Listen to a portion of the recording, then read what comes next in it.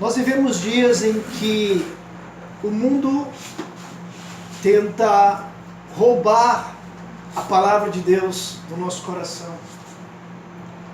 A palavra de Deus, ela é o cerne, a palavra de Deus é o caminho. A palavra de Deus, como diz a própria palavra de Deus, ela é a verdade, ela é a vida. Jesus é a porta, Ele é o pão da vida, Ele é água viva. Cristo tem referências para trazer para a nossa vida a realidade do Evangelho. Mas o tempo em que nós passamos no meio secular, no tempo em que nós passamos convivendo com pessoas diferentes, talvez em algum momento comece a nos roubar a fé.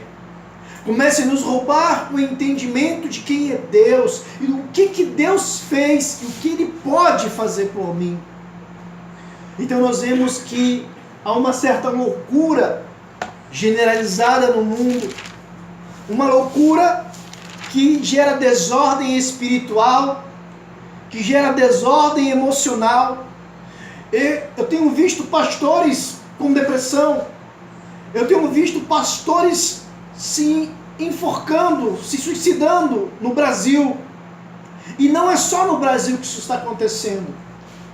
Mas por que essas pessoas estão passando? Por que os pastores, eles passam por esse peso, esse trauma todo?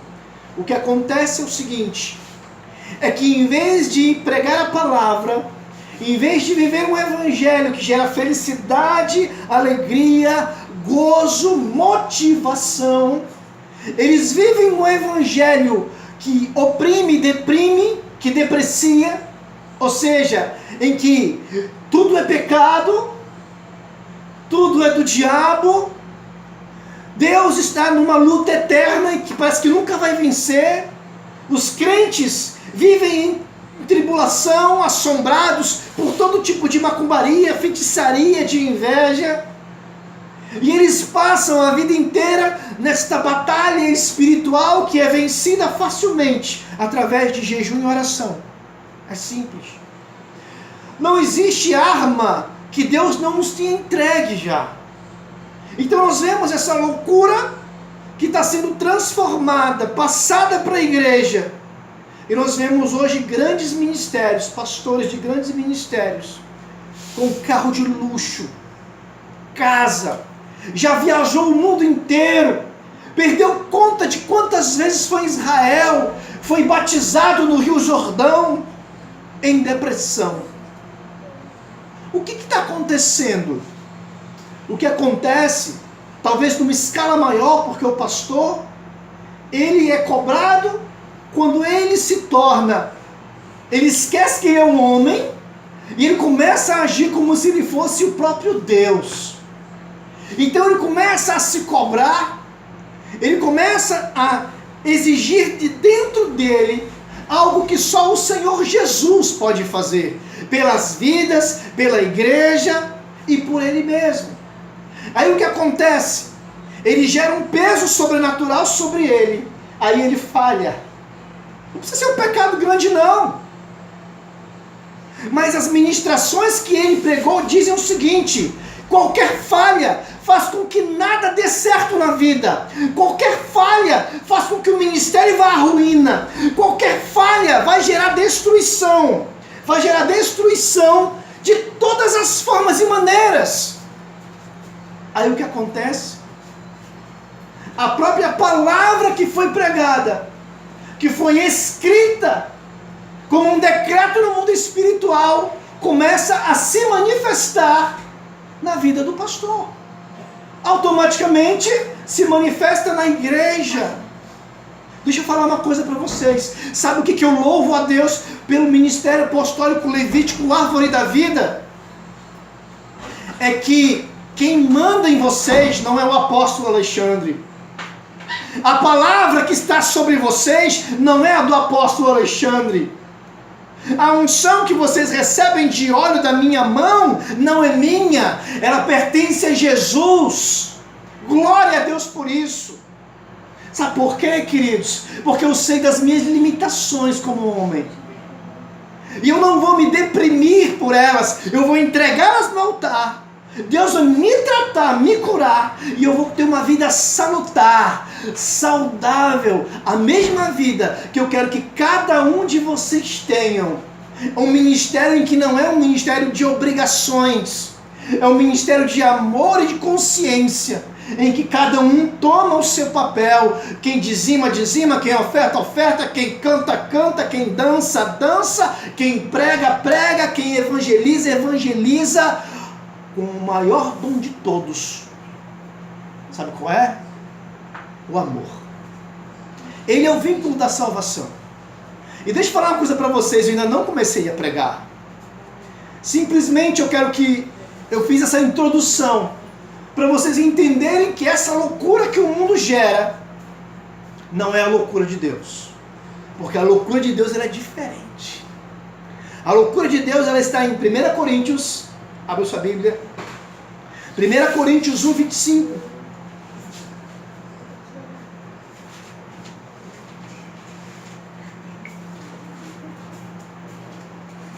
Primeira Coríntios 1, 25.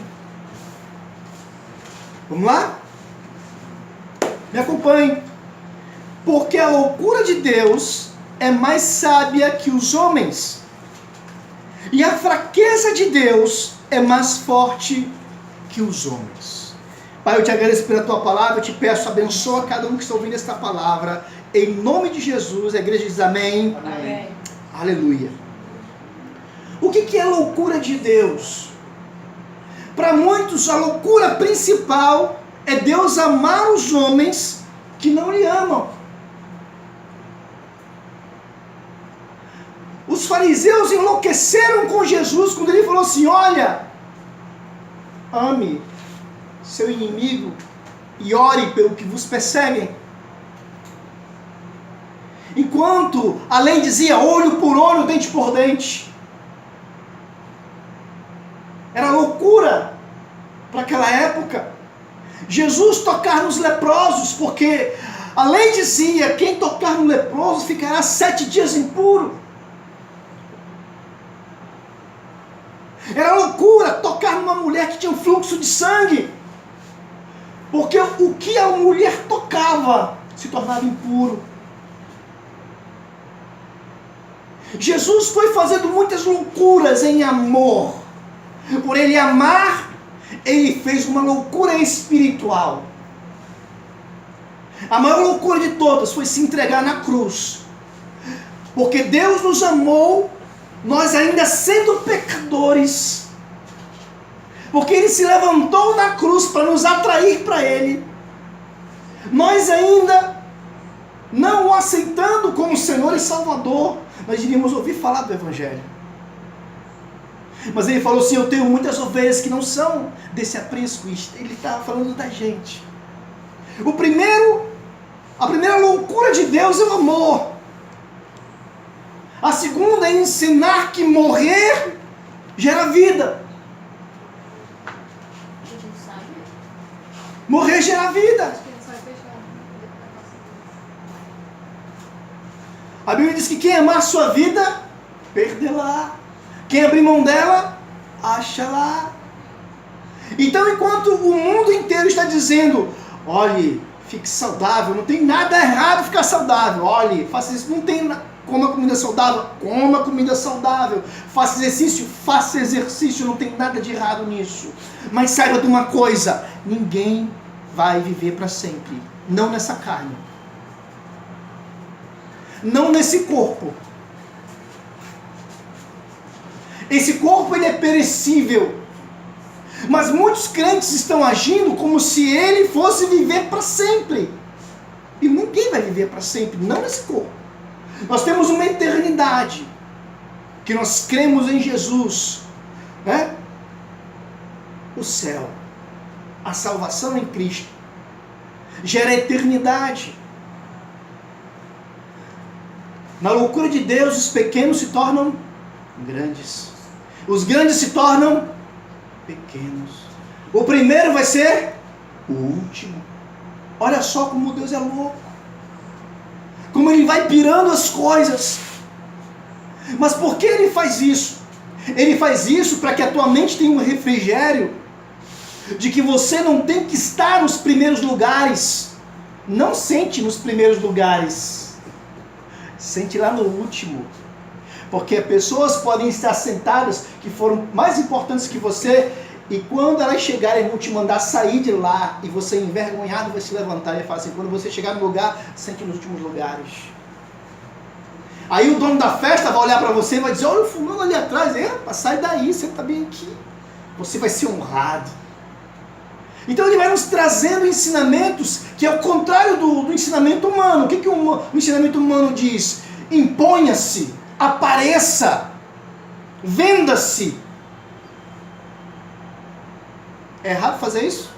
Não. No meio empresarial, não. Mas em tudo é. Em todo momento é. Porque você tem que escolher uma coisa. Quem te levanta? Muito bem. Deus me levanta. O que minha faculdade faz? Ela me ajuda. Amém? Deus me levanta. Amém? Mas o que os cursos que eu faço fazem? Me ajuda. Deus me levanta, mas eu saio para ir atrás. Eu luto um pouco. Por quê? Isso me ajuda. Então não há nada de errado em fazer esse tipo de coisa. O errado é sair do padrão divino de loucura. E qual é o padrão divino de loucura? Prosperar onde ninguém prospera, crescer onde ninguém cresce, ser abençoado onde ninguém é abençoado, ser feliz de uma forma que ninguém é feliz. Isso é completamente louco. Por quê? Porque é o padrão de Deus. Eu digo que é a loucura que cura. É loucura dar para receber. É loucura porque a gente é ensinado pelo mundo que você tem que reter, economizar, guardar para você.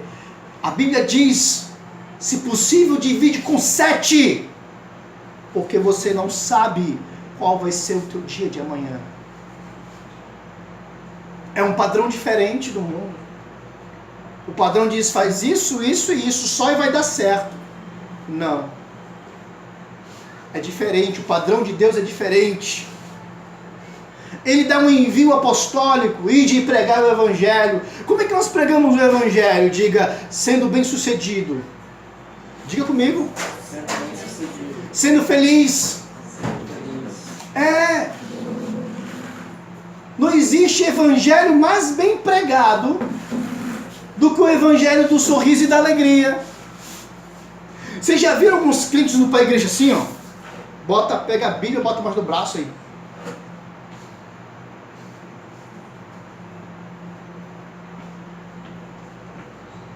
A cara da pessoa mostra assim. Ela tem nojo do mundo. Ela tem nojo das pessoas. Sabe por quê? Porque ela é santa. Santa, santa, nossa. Sabe o que eu aprendi? Que atrás de uma carranca existe um pecador.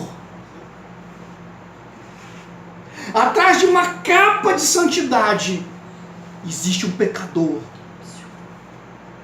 Ah, apóstolo, mas todos são pecadores. Pois é, mas eu sorrio mais porque eu sou menos pecador. Então eu não preciso disfarçar para ninguém a minha alegria de viver. Mas se eu quero demonstrar para todo mundo que eu sou santo, que eu sou homem sério, que eu sou remanaias, que eu sou, sabe? Eu vou tofar o peito. Eu vou viver assim? Não, eu não vou. Porque eu estou falsificando minha santidade. Santidade gera leveza. Santidade gera alegria. Santidade gera comunhão. Santidade não te impede de conhecer pequenos e grandes. Santidade não te impede de visitar a igreja do irmão. Ah, apóstolo, que é isso? O irmão vai se confundir. Meu Deus! Se uma pessoa de 17, 18, 20, 40 anos entrar num culto e já é crente há 10 anos, ouvir uma palavra e se confundir, desculpa, pastor, mas o senhor pregou 10 anos coisa besteira para ela. Não ensinou a andar com Deus. Ensinou a ter uma religião, ensinou a ter uma doutrina.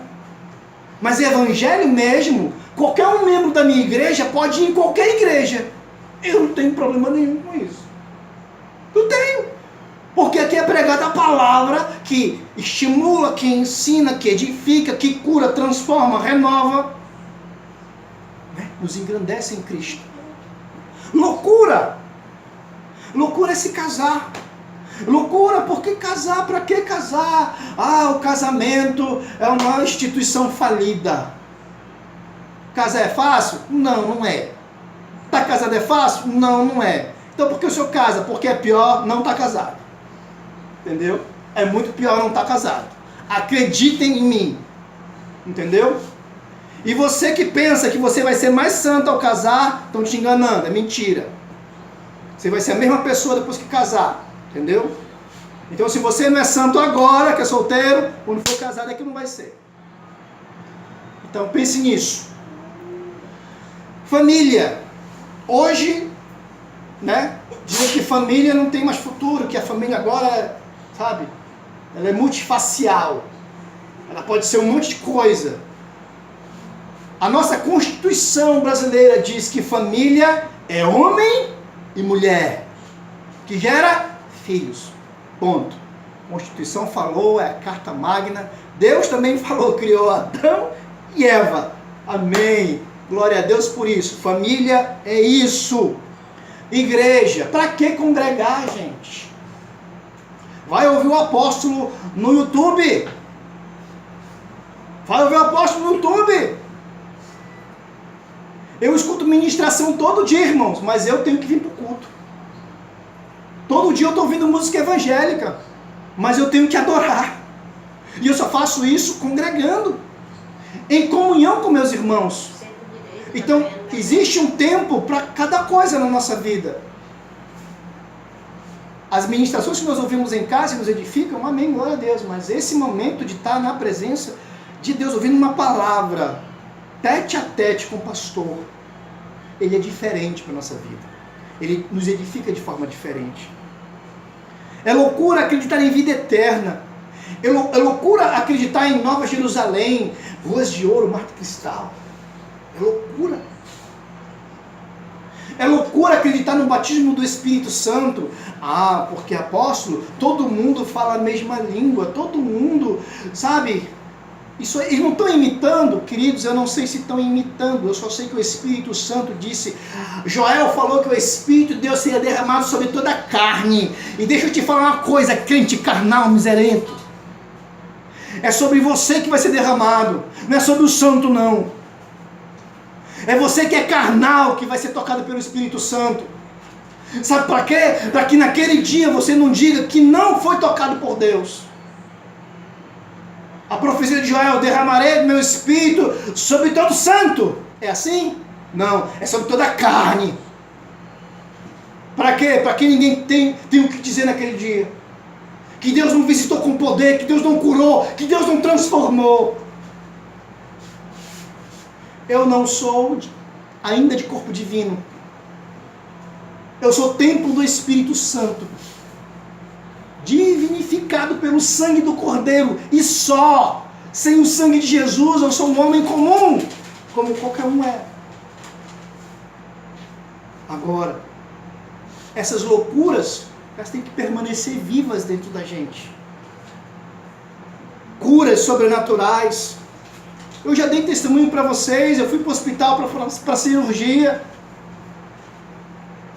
Já fui para a sala de cirurgia direto.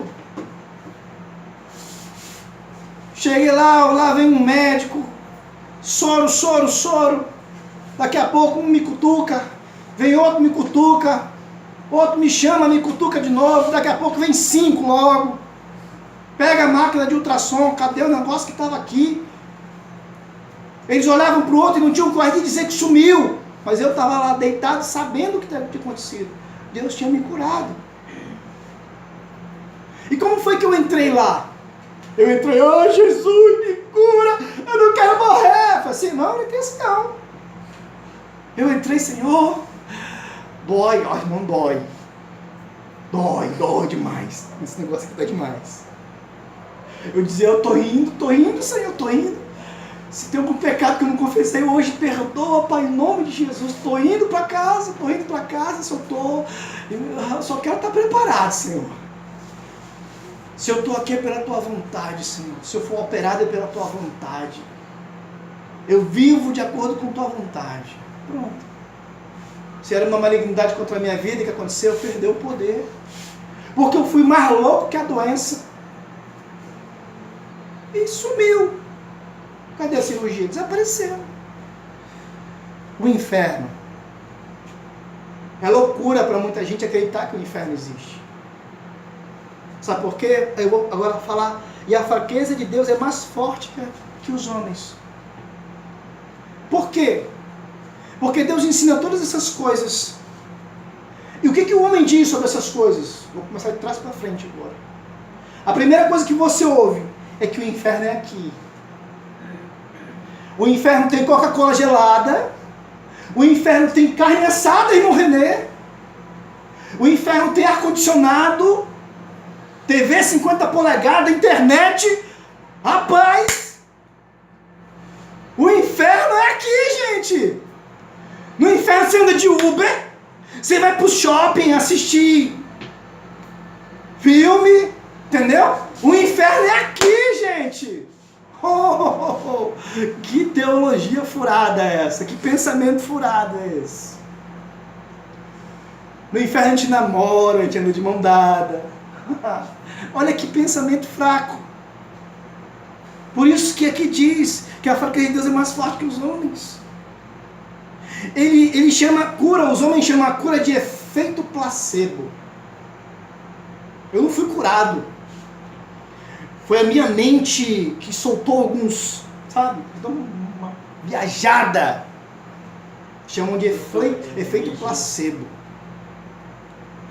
Aí, o batismo do Espírito Santo, eles chamam de imitação psicológica. Eles dizem que o relacionamento perfeito, ele é sem compromisso, sem vínculo familiar. Igreja é coisa para ignorante. Trabalhar de graça? Jamais. Ofertar algo para alguém? De jeito nenhum. Os irmãos adorando, a igreja adorando, é hipnose em massa. Eles não dividem com ninguém. Eles ensinam que você tem que lutar e se esforçar, e com o teu próprio braço você vai ser um sucesso. Jesus é um sábio que morreu há 2000 anos atrás. Um cara legal. Amar o próximo? Não, que isso. Tenho que amar a mim mesmo. Essa é a filosofia do homem, que vai sendo incutida dentro da igreja e dentro de nós mesmos. Agora eu quero que você abra sua Bíblia em Lucas capítulo 16, versículo 21. Vamos lá? Quero terminar essa palavra com você. Lucas 16, 21.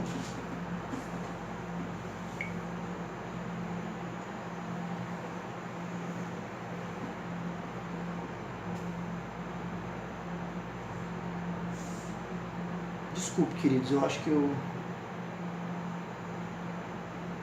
Ah, não, querido, é 12, 16, desculpa. É Lucas 12, 16. Eu estava aqui vendo. Lucas 12, 16. Lucas 12, 16.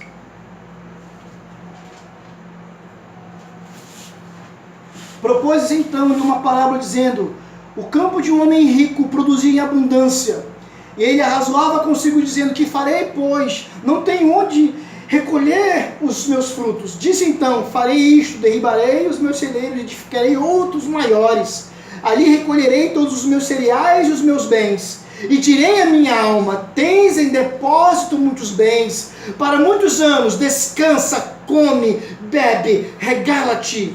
Mas Deus lhe disse: insensato, esta noite te pedirão a tua alma, e que tu tens preparado, para quem será? Assim é aquele que para si junta tesouros, e não é rico para com Deus. Então, querido, se você quer enriquecer, se você quer prosperar, você tem que tomar uma decisão. Se você quer ser abençoado, você tem que tomar uma decisão.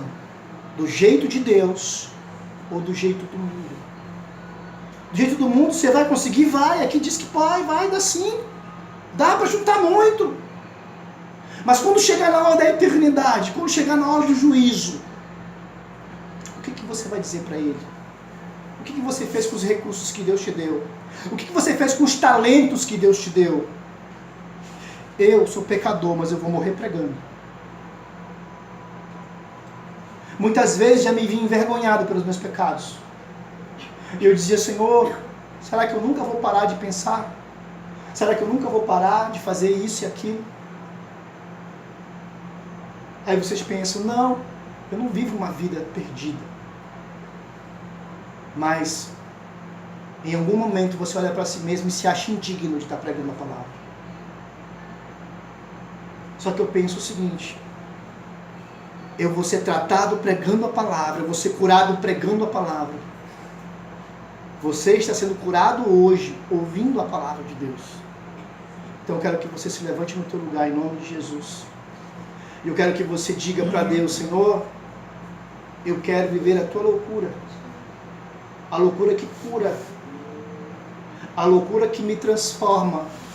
A loucura que me renova. Eu não quero entrar no padrão deste século, o padrão deste mundo não é o meu. Eu vou trabalhar, eu vou produzir, eu vou participar de sociedades, eu vou abrir minhas empresas, eu vou fazer minhas faculdades, eu vou desenvolver minha vida. Mas dentro de mim, a tua loucura, ela vai ser a que me cura. Em nome de Jesus. Fica de pé no teu lugar, em nome de Jesus. Amém? Vamos orar.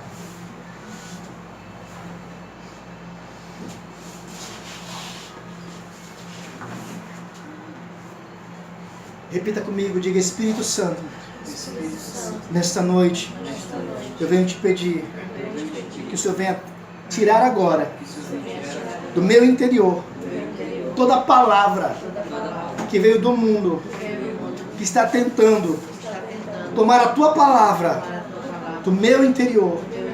Repreende agora todo ensinamento secular que tira o teu espírito da minha vida. Tira agora, em nome de Jesus, tudo aquilo que o mundo ensina, que a tua palavra condena. Pode estar pintado de qualquer cor. Eu não quero aceitar, porque o Senhor não aceita. Em nome de Jesus, diga amém. Diga, a loucura de Deus me cura. Em nome de Jesus, que eu permaneça nos caminhos do Senhor até a volta dele ou até a minha partida. Diga amém. Aplauda o Senhor em nome de Jesus.